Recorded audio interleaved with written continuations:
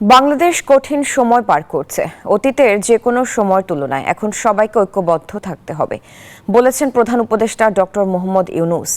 বুধবার সকালে মিরপুর সেনানিবাসে একটি অনুষ্ঠানে যোগ দেন অন্তর্বর্তী সরকার প্রধান। ন্যাশনাল ডিফেন্স কলেজের গ্র্যাজুয়েশন সমাপনী উপলক্ষে এই অনুষ্ঠানের আয়োজন করা হয়। সেখানে প্রধান অতিথি হিসেবে বক্তব্য রাখেন প্রধান উপদেষ্টা doctor Mohammad Yunus.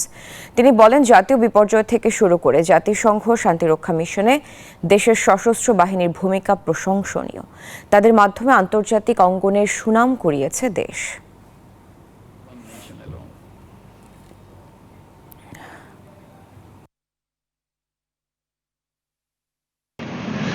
Complex national and international issues and understanding about them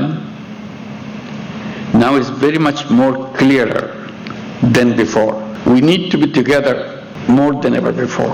Global challenges do not belong to anyone alone, any one nation alone. They need multilateral efforts to overcome. স্বাস্থ্যকর অল টাইম হানিকম্ব, সব সময় all time healthy life.